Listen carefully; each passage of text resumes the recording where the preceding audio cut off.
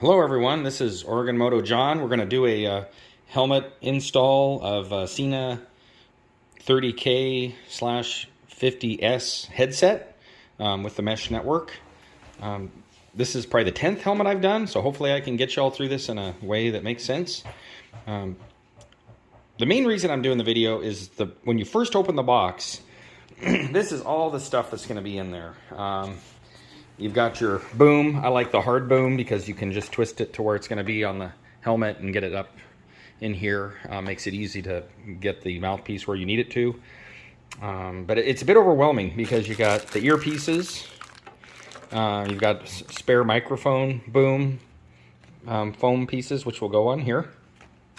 You've got an extra adhesive clip, which I typically don't use. I usually just use the standard clamp that comes with it, where you screw in these and mount it up to your helmet. I've also put this on a number of different helmets, this is a Fox helmet to Raya helmets to a number of other makes and models. So pretty universal system. You got your speakers, and you want to remove these pieces of plastic here. Now what's confusing is you have these extra wires, extra microphones for different applications. So don't let all that confuse you. You basically just need to use this boom, get these speakers in your helmet, and use the clamp, and you can forget about all this other stuff. The one thing that you have to look at is how are you going to mount this in where your earpieces are, where the speakers go. So this is one of my kids' helmets. Some have foam in here. If it has foam, then you're probably going to use this or something else that will stick to that foam. But this has like kind of hard plastic, so in that case I'm going to use these stickers. I'll peel the sticker off, I'll put this in here, and then the speakers will adhere to that Velcro, and then the adhesive will stick to the hard backing on my helmet. So it's just a matter of literally taking this speaker, the back side of it, and putting it up next to things and seeing what sticks. Obviously that sticks really well. And also be careful when you pull this whatever you find that sticks to this off, that you don't remove this from the speaker itself. So just be careful that if you do stick it back down, get a heat gun, it'll stick back down just fine. So anyway, like I said, most of the time, if it's a firm surface, you're going to use these really thin ones with the Velcro on top, and you stick that in there, stick the speaker on, run the wires up and underneath this kind of fabric, and then the closed speaker to the clamp is going to be easy. It's just going to go underneath this piece, which usually unsnaps, and then the other speaker you'll fish through here and then just go to the other side. Now a note, you need to clean with something with adhesive like this to stick. I like to use rubbing alcohol. I just keep some in a spray bottle here, and then I can spray it on anything, because for that to stick, you have to take this and and wipe that, clean it thoroughly. I can't emphasize that enough, because if you don't do that, even if you think it's clean, there can be residue from manufacturing, and it just isn't going to stick, and you'll waste your little sticky guys here. And they give you a few extra ones in this, but I would just do that step. It'll help you out. So let's get started. Okay, now you can see we have this narrowed down to just the pieces that we're going to use for this application. Not so confusing. You have the little Allen screw to wrench to adjust these screws, which will widen and open and narrow this clamp. You have your microphone piece of foam. You have your foam that goes on your earpieces, 2 of those, and then we have the 2 adhesives that we'll put in the helmet, and then we'll stick these speakers to, and then we'll put that foam on top. So should be pretty straightforward. Let's take this first sticker, and we're going to put it on the hard plastic on the inside of this helmet, okay, where the earpiece would go.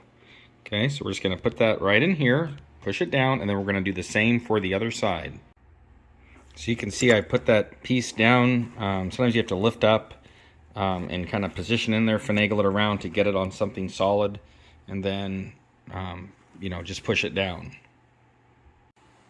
Now that you have your little pieces in, next you're going to open up, using this little Allen wrench here, you're going to open up these screws as much as you can. I actually have these opened up all the way to where I'm only like 2 turns in from falling out. Usually I back them out all the way. Most helmets, it takes a little finagling because you can see this is pretty wide on this Fox helmet, and you kind of have to pull this out and slide it in there. If this were to come apart here, then I would slip it in there, but it doesn't. So use your common sense. Don't ruin your helmet. But usually you can find a spot where you can finagle that in there, and then it's just a matter of jiggling this and working it on there. Sometimes I'll use a little rubbing alcohol on this surface just to make it slippery, so I'm not having to fight this rubber grip so much. And then you'll just bend this microphone up to where it has 2 sides. One is open like that, and the other side kind of looks like this. I believe the way I've always done it, and they work, is I put this towards your mouth that you're talking to up in here, and then the foam piece will go over the top of that. So I usually get this situated so that I have this close to the helmet here, like that, and then I'll slide this clamp up. Okay, so I'm going to kind of wiggle that on there, slide that up, but I kind of pre-fit this to make sure that I'm kind of ending up in the right spot without this being, hanging down in a funny manner or something. So that's the next step, is loosen up this clamp and then slide it onto your helmet, getting this in about the right position. So I snugged up these screws back there. It only took a few turns, maybe three turns or so, because this is so wide that it made a tight fit. See, I have the clamp pushed up to where it bottoms out on the helmet there, and also in the front. And the boom for the microphone is in a good spot. Okay, and I left room in the boom to be able to twist it up and get it kind of where the mouthpiece should be. And then if you look from the side, this is kind of in a nice area where this can be bent up and kind of out of the way. So there we have the clamp. Now we're going to run these speakers through here, and we're going to run them underneath kind of this. Usually these kind of side pieces will come out, and so we'll pop this out and run a speaker to our foam through here, tucking the wires up and out of the way, and then I'll run the speakers up and over and around the helmet to the other side, and I'll mount that piece there, that other speaker there. So I fished the wires for the one speaker up under this piece of foam, and I pushed this speaker down firmly into here. And then the next thing is, now I'm going to take the other speaker, put it up and over underneath some of this foam stuff. You would think you would feel the wire in there, but you won't. So we'll fish this speaker up and around to the other side. Now the foam, put the foam piece on the speakers. I have left those off before and they haven't caused any trouble, but I put the foam on the speakers. I think the foam on the mic is important because it probably helps prevent some of the air from flowing over it that's turbulent. And then this is a little tip. If I don't put this, I know this is ghetto, but I take this little piece of duct tape, a thin piece I cut, and this boom sometimes can get displaced or move around. But if you take a little piece of black electrical or duct tape, get your boom where you want it, then you kind of put this piece of tape here on the inside of the helmet. You could make it as small as you want and affix that down. Now it can't, it won't move around on you. It'll just stay there no matter what happens when you get your helmet on and off and you grab it. And I just got tired of my boom would get pulled down while I'm riding, inadvertently, maybe when I put on my helmet, and I wouldn't know it till somebody's like, I can't hear you, and then I'm, riding, and, you never find it out until you're moving, it seems like. So then you're using a throttle on one hand, and your left hand, you're reaching up in your helmet, so probably not the safest thing. So just a little piece of tape. I mean, you may find a way you can zip tie that, or I'm sure there's, better ways of doing it, but that's just what I've done. It's quick and easy, and it works. Now we've got our speakers in, we've got our clamp on, and then it's just a matter of taking this, and this clips on here.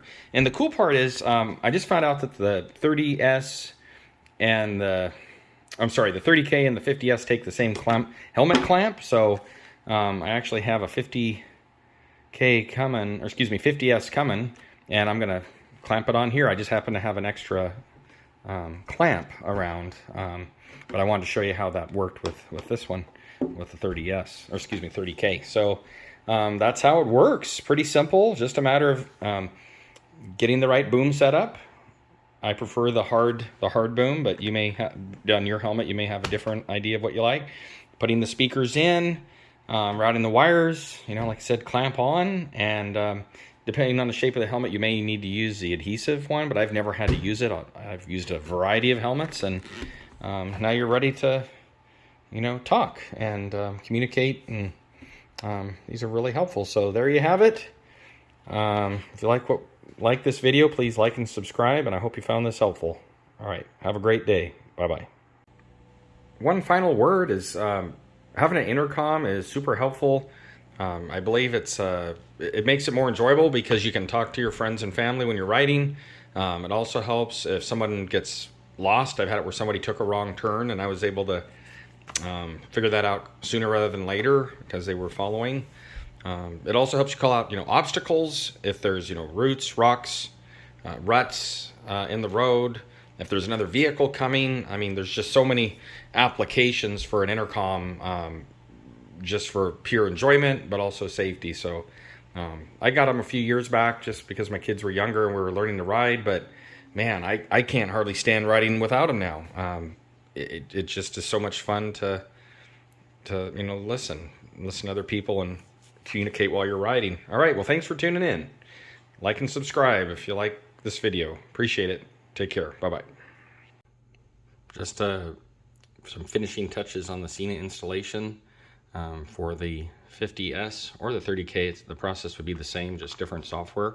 So you need to go to the Sena.com and you need to download the 50S or 30K software on your computer. Most of you will probably have the 64-bit program, so you'll install that on your computer, and then once you do that, you'll open it and with the Sena off, you plug it into this port right here. With the Sena off, you'll go through and install the software, a firmware update on the Sena. You download the device manager, which is on your computer, and then you'll just basically get that installed, and it's a pretty easy process. So as the instructions say, you'll download the updated firmware update for the Sena.